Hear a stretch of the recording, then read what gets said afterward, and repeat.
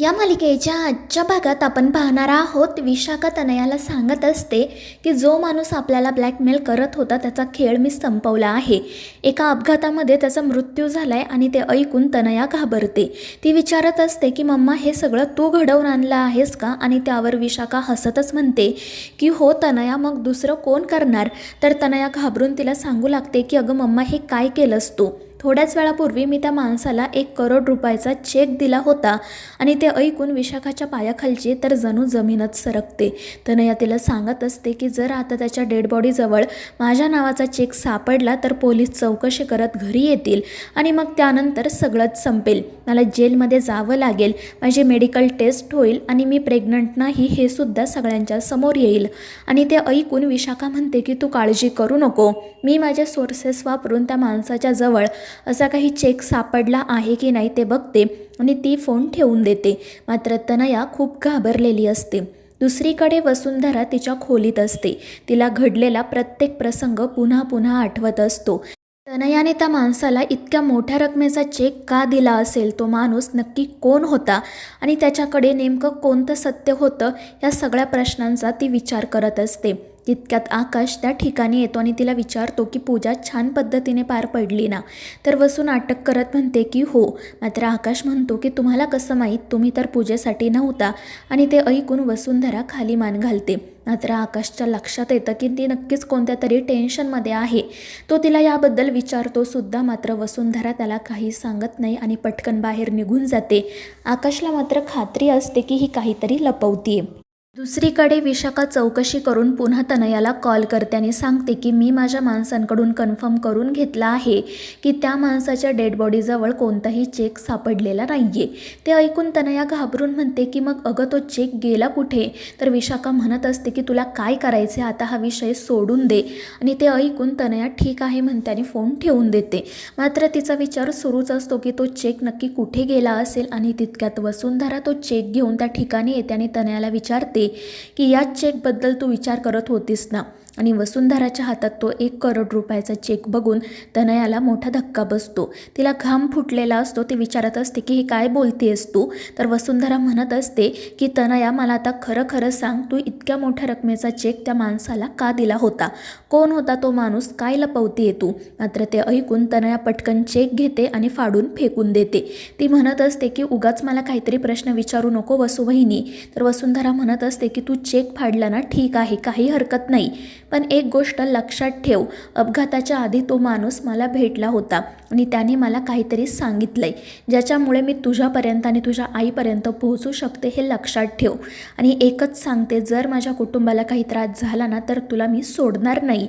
आणि वसुंधराची ही धमकी ऐकून तनया खूप घाबरते. त्यानंतर वसुंधरा तिच्या खोलीत जाते तर तिथे बनी आणि चिनू मोबाईलवर एक व्हिडिओ बघत असतात आणि आकाशला विचारत असतात की बाबा, आईने कधी तुमच्या शर्टचं बटन लावून दिलं आहे का? तितक्यात आकाशचं लक्ष वसूकडे जातं.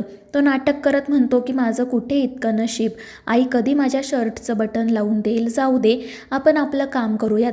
आणि हे ऐकून वसू हसतच मनाशी म्हणते, म्हणजे मुलांच्या बाबांना शर्टचं बटन लावून हवं आहे तर. त्यानंतर मग दुसऱ्या दिवशी सकाळी बनीची शाळेत जाण्याची आणि आकाशची ऑफिसला जाण्याची घाई सुरू असते. त्यानंतर बनी शाळेत जातो तर आकाशही ऑफिससाठी तयार होत असतो. पण त्याच्या लक्षात येतं की त्याच्या शर्टचं एक बटन तुटलं आहे. त्यामुळे तो दुसरं शर्ट बाहेर काढतो. मात्र त्याच्या कपाटातील प्रत्येक शर्टचं बटन तुटलेलं असतं.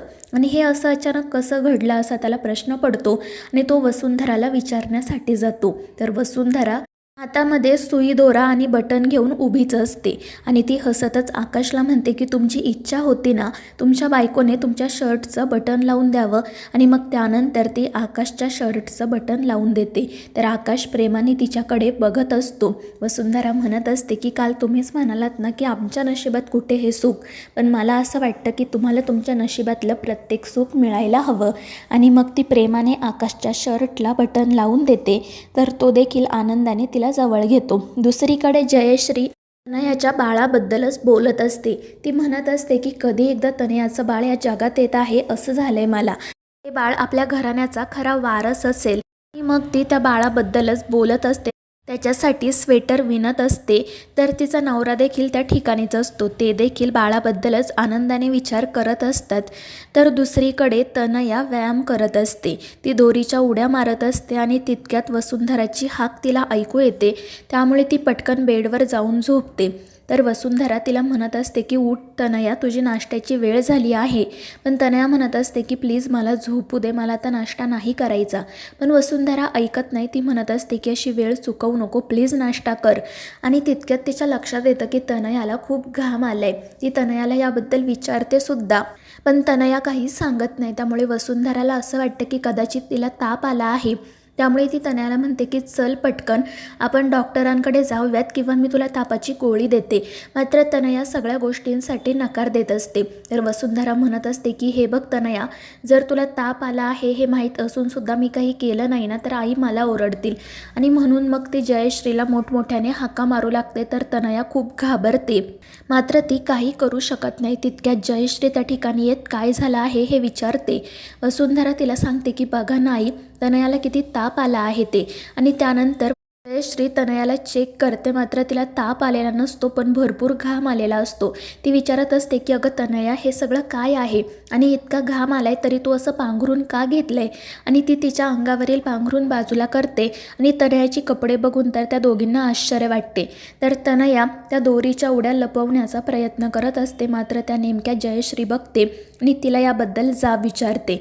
तर तनया तिला नाटक करून सांगू लागते की आई, मी मुद्दाम एक्सरसाइज करत होते, कारण ती वसुवहिनीना सारखी मला काही ना काही खायला घालते आणि म्हणत असते की तनया तू सतत खा आणि बसून राहा, म्हणजे तू जाड होशील.